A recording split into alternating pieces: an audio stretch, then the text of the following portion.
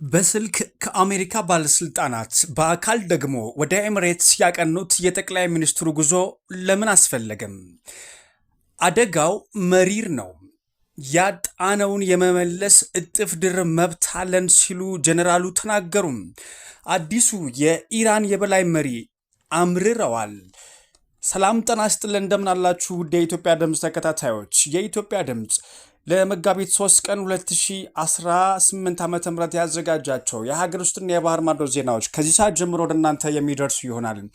ከዜናዎቻችን ጋር አብራችሁ ትሆኑ ዘንድ በአክብሮት ጋብዘናል። ቀዳሚ ወዳደረግነው ዜናችን እንወሰዳችሁ።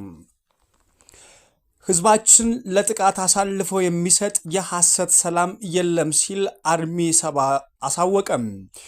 በትግራይ ክልል የሚንቀሳቀሰው አርሚ 70 ባወጣው መግለጫ የትግራይ ህዝብ ደህንነት ባልተጠበቀበትና ወረራ ባልቆመበት ሁኔታ የሚደረግ ማንኛውም አይነት ትጥቅ የማስፈታት ሂደት ተቀባይነት እንደሌለው ተናግሯል። በፌዴራል መንግስት በኩል ዲዲአር በሚል ስም የሚንቀሳቀሰው ሂደት በትግራይ ላይ የተጋረጡ ወታደራዊ ስጋቶች ሳይቀሩ የሚደረግ በመሆኑ አደገኛ ነው ብሏል። በተለይም ከ500 በላይ የአርሚ 70 አባላት የሰላም አማራጭ በመምረጥም ወደ ማገገሚያ ማዕከል መግባታቸውን ቢገልጹም ሂደቱ ግን ህዝቡን ለጥቃት የሚጋልጥ ነው ሲልም ነቅፏል። የምዕራብ ትግራይና ሌሎች የወሰን ጥያቄ የሚነሳባቸው አካባቢዎች ጉዳይ ሳይፈታም ተፈናቃዮች ወደ ቀያቸው ሳይመለሱና የህዝቡ ደህንነት ሳይረጋገጥ የሚደረግ ትጥቅ የማስፈታት እንቅስቃሴ የትግራይን ህዝብ ለባርነትና ለውርደት አሳልፎ የመስጠት ነው ሲልም መግለጫው ከሷል። አርሚ 70 የትግራይ ህዝብና ዳር ድንበር ለመጠበቅ ከወዲሁ 150 ሚሊዮን ብር በጀት መድቦ በሰባተኛው ዙር ወታደራዊ ስልጠናና ዝግጅት እያደረገ መሆኑን ገልጿል። በማንኛውም ህገወጥ በሆነ የትጥቅ መፍታት ሂደት ውስጥም እንዳይሳተፉና የትግራይን ህልውና ለማስጠበቅ በሚደረገው ትግል እንዲጸኑም ጥሪውን አቅርቧል። ያጣነውን የመመለስ እጥፍ ድርብ መብት አለን ሲሉ ሜጀር ጀነራል ተሾመ ገመቹ ተናገሩም።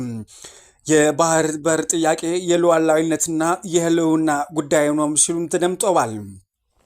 ሜጀር ጀነራል ተሾመ ገመቹ ሰሞኑን በአድዋ ድል መታሰቢያ በተካሄደ የፓናል ውይይት ላይ ባደረጉት ንግግርም ኢትዮጵያ በጠላት ሴራና በተሳሳተ ውሳኔ ያጣችውን የባህር በር የመመለስ እጥፍ ድርብ መብት እንዳላት አጽንኦት ሰጥተው ገልጸዋል። እንደ ሞሮኮና ቪየትናም ያሉ አገራት የባህር በር በነፃ ወይም በልውውጥ በመስጠት የጋራ ልማትን እያረጋገጡ መሆኑን የጠቀሱት ሜጀር ጀነራሉ በተፈጥሮ የኢትዮጵያ መሬት ከቀይ ባህር ጋር የሚዋሰን እንደነበረና የአሰብ ወደብንም የአፋር ህዝብ እንዲያገለግል ተደርጎም ከንድፉ ጀምሮ የተዘጋጀ እንደነበረ ማሳውሰዋል።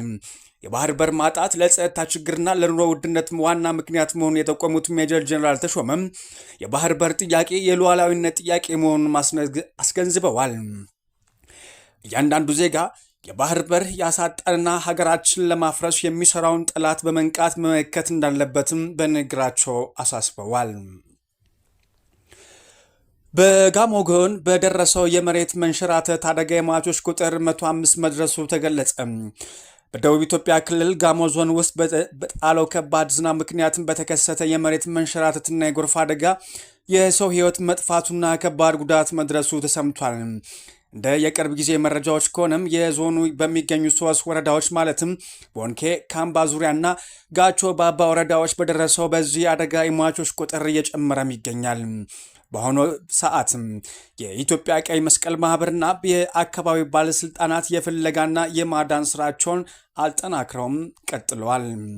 እስካሁን ባለው መረጃ የሟቾች ቁጥር 905 መድረሱን የተገለጸም ሲሆን አሁንም የጠፉ ሰዎች የመፈለግ ስራ እየተከናወነ በመሆኑ ቁጥሩ ከዚህ ሊያሻቅብ እንደሚችልም ተሰክቷል። በቦንኬ ወረዳ የበሌ ቀበሬ፣ በካምባ ዙሪያ ወረዳ ባልታ ከተማና በጋንቾ ባባ ወረዳ ማዞ ዶይሳ ቀበሌዎች ከፍተኛ ጉዳት የደረሰባቸው ወረዳዎች መሆናቸውም ተነግሯል። የኢትዮጵያ ድምፅን እያደመጣችሁ ትገኛላችሁ። ጠቅላይ ሚኒስትር አብይ አህመድ በጦርነት ወደሚታመሰው መካከለኛው ምስራቅ አቀኑም። ጠቅላይ ሚኒስትር አብይ አህመድ የጅቡቲ ጉብኝታቸውን አጠናቀው የዓለም ስጋት ወደ ሆነውና በጦርነት ወደ ታመሰው መካከለኛው ምስራቅ አምርተዋል። አሜሪካና እስራኤል በኢራን ላይ ጥቃት ከሰነዘሩ እንደዚሁም ኢራን በሺዎች የሚቆጠሩ ድሮኖችና ባሊስቲክ ሚሳይሎች በመጠቀም የአጸፋ እርምጃ እንደምትወስድ በዛቸትበት በዚህ አስፈሪ ወቅትም ወደ ቀጠናው የተጓዙት የመጀመሪያው የዓለም መሪ መሆናቸውም ተዘግቧል። ይህ ጉዞ ከፍተኛ የጸጥታ ስጋት በተደቀነበትና የዓለም መሪዎች ቀጠናውን እየሸሹ ባሉበት ሰዓት መደረጉም በዓለም አቀፍ ዲፕሎማሲው ዘንድም ትልቅ መነጋገሪያ ሆነውም ቀጥለዋል። ጠቅላይ ሚኒስትሩ በዚህ ወሳኝ ወቅት ወደ ስፍራው ማምራታቸው ኢትዮጵያ በመካከለኛው ምስራቅና በአፍሪካ ቀንድ ሰላም እንዲሰፍን ያላትን ቁርጠኝነት የሚያሳይ ከመሆኑም ባለፈም በታላላቅ ሀያላት መካከል እንደ ገላጋይ ለመቆም ያሰቡበት የዲፕሎማሲ ድፍረት እንደሆነም ተገምቷል። ከጉዟቸው በስተጀርባም ኢትዮጵያ በቀጠናው ካላት ስትራቴጂካዊ ጥቅም በተጨማሪም በጦርነቱ ምክንያት ሊስተጓጎል የሚችለውን የቀይ ባህር የንግድ መስመርና የነዳጅ አቅርቦት ጉዳይም በዝርዝር እንደሚመክሩበትም ይጠበቃል። በተያያዘ ዜና ማርኮ ሩቢዮ በ3 ወራት ውስጥ ለሁለተኛ ጊዜ ከጠቅላይ ሚኒስትር አብይ አህመድ ጋራም ተወያይተዋል። የአሜሪካው የውጭ ጉዳይ ሚኒስትር ማርኮ ሩቢዮ ከጠቅላይ ሚኒስትር አብይ አህመድ ጋር መነጋገራቸውን መስሪያ ቤታቸው ባወጣው መግለጫ አመላክቷል። የአሜሪካ የውጭ ጉዳይ ኃላፊው ከጠቅላይ ሚኒስትር አብይ ጋር ባደረጉት ውይይት አጋሮቻቸው በቀጠናው መረጋጋት ዙሪያ ባላቸው የጋራ አቋምና የጸረ ሽብር እንቅስቃሴ በሚያደርጉበት ትብብር ዙሪያም ተነጋግረዋል ነው ያሉትም።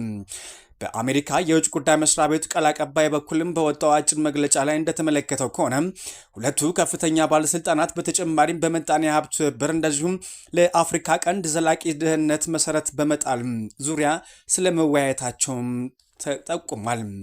የአሜሪካ የውጭ ጉዳይ መስሪያ ቤት ባወጣው አጭር መግለጫው በማርኮ ሩቢዮና በጠቅላይ ሚኒስትር አብይ አህመድ መካከል የደረገው ውይይት ላይ የተነሱት ጥቅል ጉዳዮችን ከመጥቀስ ባሻገረም ዝርዝር ጉዳዮች ከመግለጽም ተቆጥቧል። ከውጭ ጉዳይ ሚኒስትሩ ጋር የደረገውን ንግግር በተመለከተ ከጠቅላይ ሚኒስትር አብይ አህመድ ጽህፈት ቤት በኩልም እስካሁን በይፋ የተገለጸ ነገር ግን የለም። መጋቢት 2 ቀን 2018 ዓ.ም በኢትዮጵያና በአሜሪካ ከፍተኛ ባለስልጣናት መካከል ውይይት የደረገው አሜሪካ ከእስራኤል ጋር በመሆን በኢራን ላይ እያካሄደችው ያለው ጦርነት ሁለተኛ ሳምንቱ ሊይዝ ጥቂት ቀናት በቀሩት ጊዜ ነው። የኢትዮጵያ የባህር በር ጥያቄ ለቀድሞ ሰራዊት እንደ ካሳ የሚቆጠር ነው ሲሉም የብሔራዊ የኢትዮጵያ ሰራዊት ማህበር አሳወቀም። በመላው ኢትዮጵያ 305 ቅርንጫፎችና 1 ሚሊዮን አባላት ያሉት የኢትዮጵያ ሰራዊት ማህበር የባህር በር ጥያቄ ሐሳብ ተነስቶ ወደፊት መምጣቱም የቀድሞ የኢትዮጵያ ሰራዊት ካሳ እንደተከፈላቸው እንደሚቆጥሩትም ገለጹም። የማህበሩ ፕሬዝዳንት 50 አለቃ ብርሃኑ አማረም የቀድሞ ሰራዊት አባላት በቀይ ባህር ጉዳይ መስዋዕት የከፈሉበት አጥንታቸው በአሸዋና በምድር በዳም የቀረበት የታሪክ ምዕራፍ መሆኑን አስታውሰዋል። አክለውም ሊዘጋ የማይገባው ታሪክ የተዘጋበትና ያለአግባብ የኢትዮጵያን ሀብትም ክብሯንም ያጣችበት አጋጣሚ መሆኑን ተናግረዋል።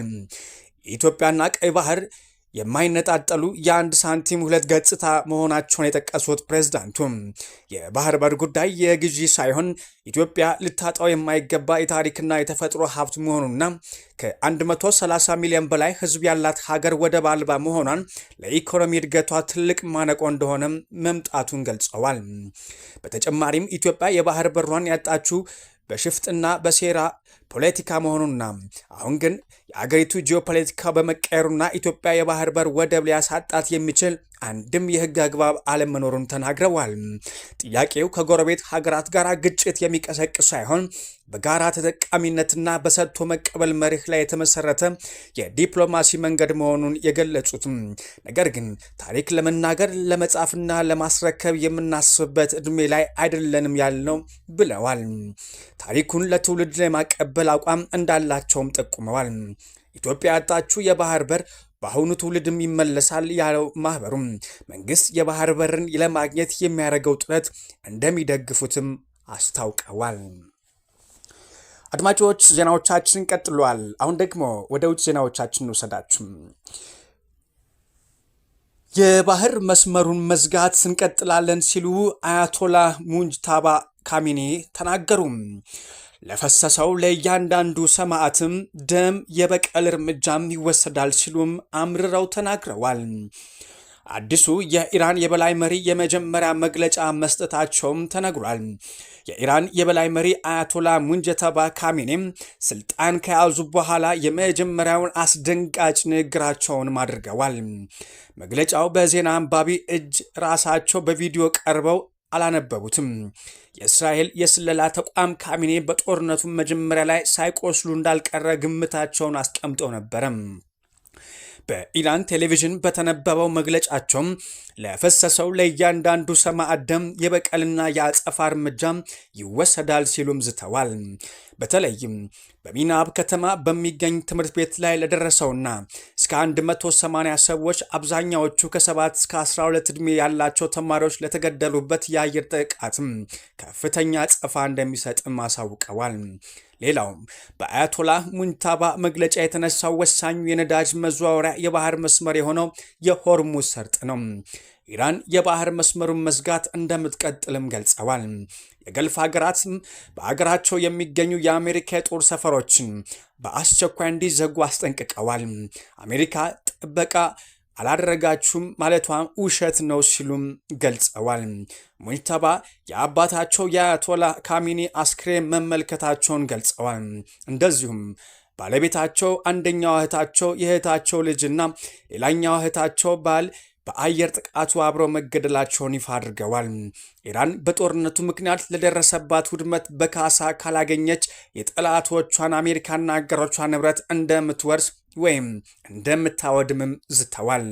የጦርነቱ ሁኔታ የሚቀጥል ከሆነ ጠላት ልምድ የሌለበትና በቀላሉ ሊጠቃ የሚችልባቸው አዳዲስ ግንባሮች እንደሚከፍቱ ፍንጭም ሰጥተዋል። ይህም ጦርነቱ ከመደበኛ ውጊያ ባለፈ ወደ ሌሎች ቀጠናዎችና የጥቃት አይነቶች ሊሸጋገር እንደሚችልም ያመላክታል ሲሉ የፖለቲካ ተንታኞች ተናግረዋል።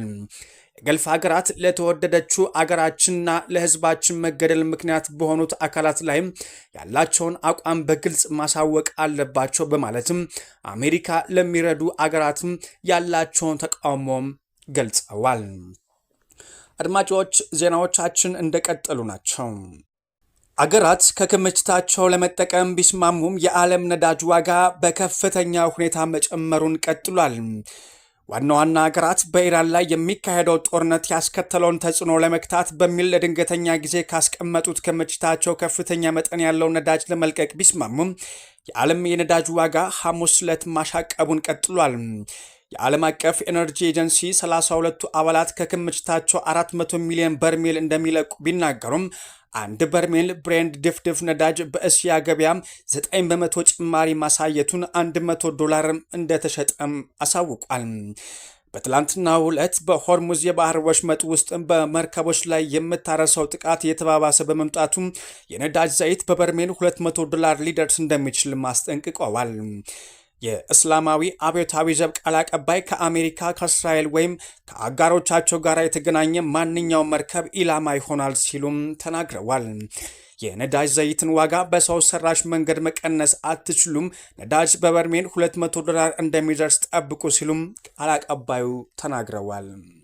ውድ የኢትዮጵያ ድምፅ ተከታታዮች የኢትዮጵያ ድምፅ ለሐሙስ መጋቢት 3 ቀን 2018 ዓ.ም ያዘጋጅናቸው ዜናዎች እነኝን ይመስላሉ። ከዜናዎቻችን ጋር አብራችሁ ስለነበራችሁ ከልብ እናመሰግናለን። ሰላም ለዓለማችን፣ ሰላም ለአህጉራችን፣ ሰላም ለኢትዮጵያችን።